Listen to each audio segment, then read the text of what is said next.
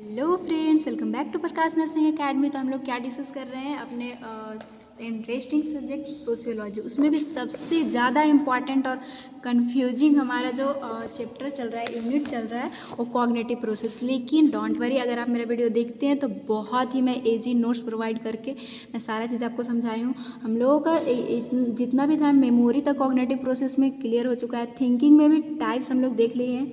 Level बहुत important है क्योंकि कभी कभी 5 मार्क्स में पूछ लिए जाते हैं। तो ये हमारा थिंकिंग का पार्ट 2 वीडियो है जिसमें हम लोग लेवल देखेंगे।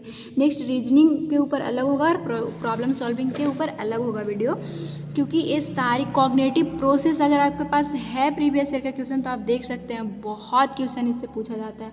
और मैं एक रिक्वेस्ट करूँगी कि आप अपना साइकोलॉजी में आपको कॉग्निटिव प्रोसेस एकदम टिप ऑफ टंग होना चाहिए, तभी आप अच्छा स्कोर कर पाएंगे एग्जाम में।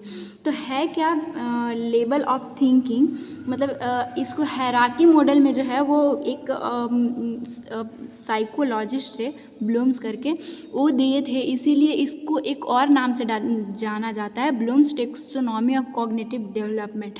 तो जो चीज़ें का कोई और नाम हो वो एग्जामिनर के लिए और भी फेवरेट होता है कि बच्चा हो सकता है कि लेवल ऑफ थिंकिंग तो जान रहा हो लेकिन ब्लूम टेक्सोनॉमी क्या है वो नहीं जान रहा हो। तो इसको आप याद रखिएगा ताकि आपको पता हो कि लेवल ऑफ थिंकिंग को ही बोल रहा है, वही को हमें शो करना है एग्जाम कॉपी में। तो इसको किस बेसिस पे जो है वो एक हायरार्की मॉडल में डाले थे, तो एजुकेशनल ऑब्जेक्टिव कि कैसा उसके पास एजुकेशन है या फिर कैसा वो सोच पा रहा है, उसी के बेसिस पे इसको जो हायरार्की मॉडल में डाला गया था। इसमें मोस्ट इम्पॉर्टेंट ये है कि ये हर एक पर्सन के लिए दिया गया, तो उसमें पहले ही बता दिए हैं साइकोलॉजिस्ट कि इन्फेंट एंड टॉडलर्स कितने ईयर के बच्चे को बोलते हैं इतना तो पता होगा, 1 से 3 ईयर के बच्चों को टॉडलर्स बोलते हैं। तो उतना तक के बच्चे में जो इसमें हायरार्की में हम लोग देख रहे हैं 2 ही लेवल तक वो सोच सकता है, इससे आगे का वो नहीं सोच सकता।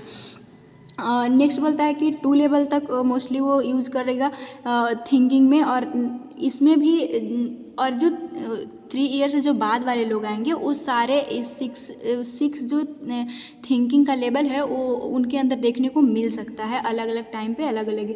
सबसे पहले तो थिंकिंग का अगर वीडियो नहीं देखे तो प्लीज़ मेरे प्लेलिस्ट में है, जाके आप देख सकते हैं, क्योंकि उसको समझना ज़रूरी है, तभी तो आप उसके लेवल ऑफ थिंकिंग को समझ पाइएगा। थिंकिंग था क्या, जब भी आपके पास इंफॉर्मेशन था, जो भी नॉलेज था, उसको किसी प्लान को सॉल्व करने में या फिर किसी पर्पस से आप उसको यूज करके एक अच्छा वे में अपना प्लानिंग जो बना रहे थे, वही सारी चीज़ें थिंकिंग थी। इसका टाइप्स कैसा कैसा था वो भी मैं आपको बता चुकी हूँ। तो आज हम लोग जब भी आप इस तरह से किसी चीज़ को एग्जाम कॉपी में शो करते हैं तो फिगर के थ्रू आपको लिखना ज़रूरी है, इससे एक अच्छा जो है एग्जामिनर पे इफेक्ट डालता है। तो ये है क्या, लेवल ऑफ थिंकिंग या फिर ब्लूम टेक्सोनॉमी, मैं शॉर्टकट में लिख दूँ, आप लिख लीजिएगा। सबसे पहले आता है नॉलेज, इसके बाद कंप्रहेंशन आता है थिंकिंग में, नेक्स्ट एप्लीकेशन आता है, एनालिसिस आता है, थिंकिंग आता है, इवोल्यूशन आता है। ये चीज़ें है क्या, डोंट वरी, मैं आपको एक्सप्लेन करती हूँ। फर्स्ट, किसी चीज़ का नॉलेज होना, कि नॉलेज के बेसिस पे वो सोच रहा है। सबसे पहले क्या है, the ability of recall information. जैसा कि मैं आपको बताई कि किसी इन्फॉर्मेशन को ही अप्लाई करना थिंकिंग है, नॉलेज को ही अप्लाई करना थिंकिंग है। तो ये ऐसी एबिलिटी है जिसमें रिकॉल करता है अपने इन्फॉर्मेशन की, नोन एज नॉलेज, उसी को नॉलेज बोलेंगे। ऑफ किसके द्वारा, तो लर्नर के द्वारा, जो भी मतलब इस नॉलेज को आपके सामने जो थिंकिंग वो सोच रहा है उसी को लर्नर बोला जा रहा है। तो इसका एग्जाम्पल क्या है, जैसे कि name, recall, relate, recognise and repeat. ये आप समझ में आ पा रहा होगा मे भी।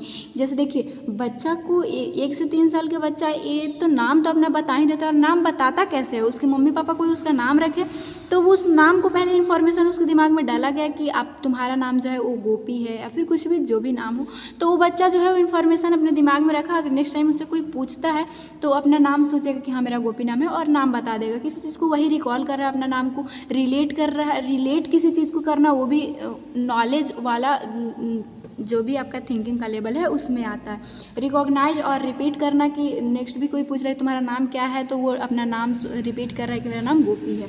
नेक्स्ट कंप्रहेंशन क्या होता है, नेक्स्ट हमारा जो थिंकिंग का लेवल आता है उसमें कंप्रहेंशन हम लोग देखते हैं। ये एक ऐसी एबिलिटी है जिसमें लर्नर जो सोच रहा है उसको लर्नर बोला जा रहा है।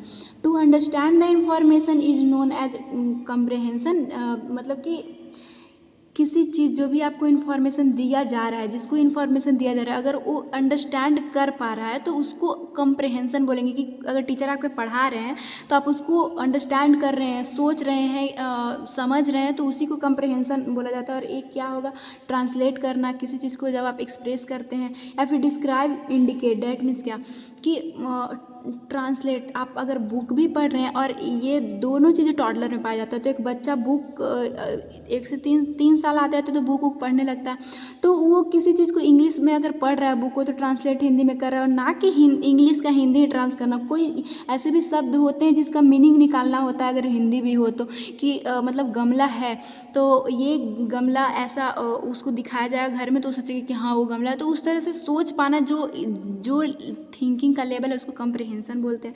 नेक्स्ट एप्लीकेशन, इस ये क्या है, एक ऐसी एबिलिटी है जिसमें इंफॉर्मेशन डिफरेंटली यूज करना। जैसे कि किसी चीज़ को बहुत सारे चीज़ों में एक चीज़ को चूज करना होता है, तो उसमें जो है वो एप्लीकेशन वाला थिंकिंग लगता है। और इंटरप्रेट करना, मतलब इंटरप्रेट डैट मीन्स क्या, कि आपके पास जो भी नॉलेज है, जैसा कि फर्स्ट वीडियो में भी आपको मैं एग्जांपल दी थी कि आप किसी का देखें कि बीपी बढ़ा हुआ है, तो पहले आपको ये नॉलेज था कि 120/80 जो mm ऑफ Hg जो होता है, इसका नॉर्मल वैल्यू होता है। अगर इससे ज़्यादा है तो वो जो है वो हाइपर टेंशन। तो पहले आपके पास नॉलेज था, तब उसको इंटरप्रेट कर पाए।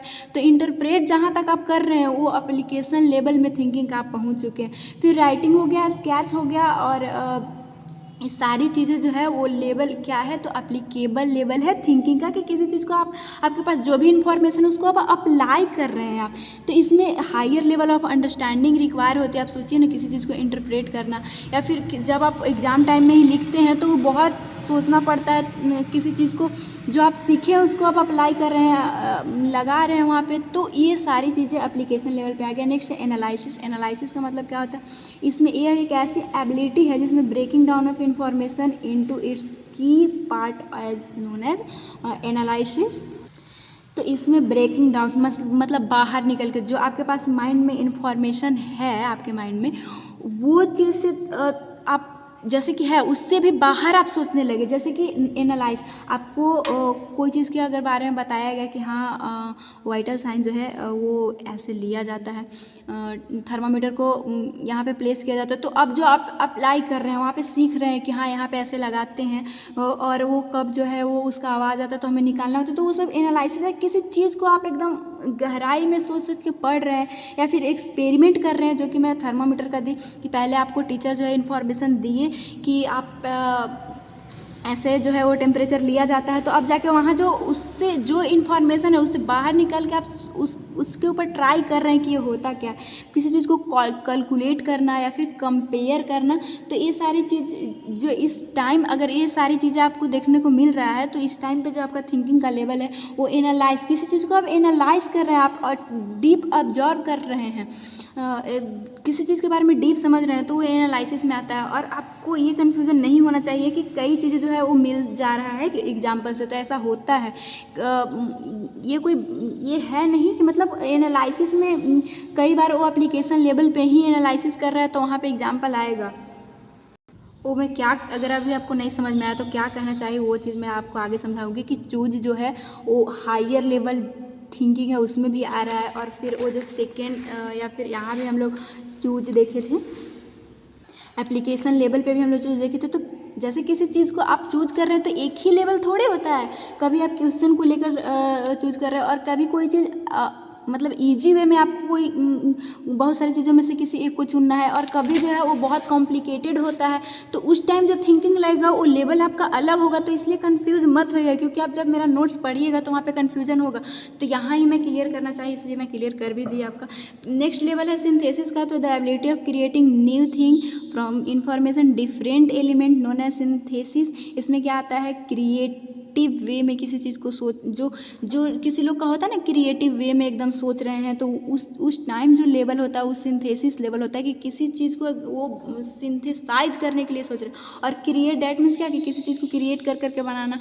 कलेक्ट हो गया, ऑर्गेनाइज हो गया, या फिर सेटअप जो कि आप कॉपी किताब रखते हैं, या फिर किसी चीज़ का और भी ऑफिस का सेटअप होता है। तो जो सेटअप करते हैं कि कैसे किस चीज़ को कहाँ ऑर्गेनाइज वे में रखना है, तो उस टाइम का जो आपका थिंकिंग का लेवल रहता है उसको सिंथेसिस लेवल का थिंकिंग बोलते हैं। नेक्स्ट है इवोल्यूशन। इवोल्यूशन में क्या होगा ये मैं आपको नहीं बताई। This area formulation new pattern पे कि सेटअप कर रहे हैं तो पहले जो मैं किया था इससे भी हमें अच्छा करना है, अच्छे वे में ऑर्गेनाइज करना है, तो ये सारी चीज़ें। इवोल्यूशन हमारा लास्ट है, तो इसमें अब एक ऐसी एबिलिटी है जिसमें किसी चीज़ को जज करना, value of material given person की ये कोई मटेरियल है तो इसका क्या पर्पस है, ये सारा चीज़ अगर आप सोचते हैं तो थिंकिंग का आपके पास हाई लेवल है।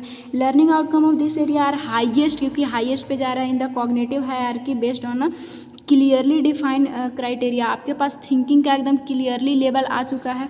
और ऐसा कब होता है जब हम लोग किसी चीज़ को पढ़ते हैं तो आप अगर क्लास में आपका ऐसा नेचर है कि आप आर्ग्यू कर रहे हैं कि मैम अगर ऐसा है तो क्यों है, किसी चीज़ के ऊपर आपके मन में डाउट आ रहा है, आप उसको सोच समझ रहे हैं, तो आपका जो थिंकिंग लेवल है वो हायर लेवल पे जा चुका है। या फिर किसी चीज़ को असेस करना, चूज करना, और ये चूज हम लोग पहले भी देखे थे, लेकिन वो जैसे कि कोई चीज़ नॉर्मली आपको चूज करना रहता है, कोई चीज़ का लेवल जो है हायर रहता है, तो वो सारी चीज़ें किसी चीज़ को कंपेयर करना। और कंपेयर आप कब कीजिएगा जब आपके पास पूरा इन्फॉर्मेशन हो, पूरा नॉलेज हो, तभी तो दो चीज़ों में कंपेयर कीजिएगा कि इसका ये मतलब होता है और इसमें जो है वो दूसरा चीज़ें आती हैं। तो ये सारा जो है जब ये सारी चीज़ें आप लगाते हैं तो थिंकिंग का हायर लेवल होता है। किसी को जज करना, इवैल्यूएट करना, जैसे कि आपका वाइवा होता है तो जो आपको इवैल्यूएट करते हैं उनके पास बहुत नॉलेज होता है और आप किस तरह से आंसर दिए, कहाँ पे हेजिटेट हुए, उस सारा चीज़ को इंटरप्रेट वो करते हैं, तभी आपको इवैल्यूएट करते हैं। तो उनका जो थिंकिंग लेवल होता है सबसे हायर होता है, जिसको इवोल्यूशन बोलते हैं।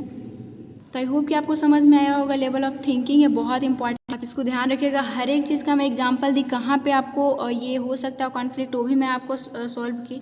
होता क्या है कि किस तरह से आपके पास जितना नॉलेज होगा उतना अच्छा आप सोच पाइएगा, और यही सारी चीज़ें जो है वो लेवल बाय लेवल करके साइकोलॉजिस्ट के थ्रू दिया गया। तो अगर आपको वीडियो पसंद आया हो, आपके लिए इन्फॉर्मेटिव हो, तो आप मेरे चैनल को सब्सक्राइब कर सकते हैं, नोटिफिकेशन बेल को ऑन कर लीजिएगा, ताकि मैं नर्सिंग से रिलेटेड मेरे चैनल पे बहुत सारा चीज़ आपको मिलेगा, मेरा प्लेलिस्ट खोल के देख भी सकते हैं। और अपने दोस्तों में प्लीज़ शेयर कीजिएगा। Thanks for watching. मिलेंगे नेक्स्ट वीडियो में जो कि हमारा रीजनिंग होगा।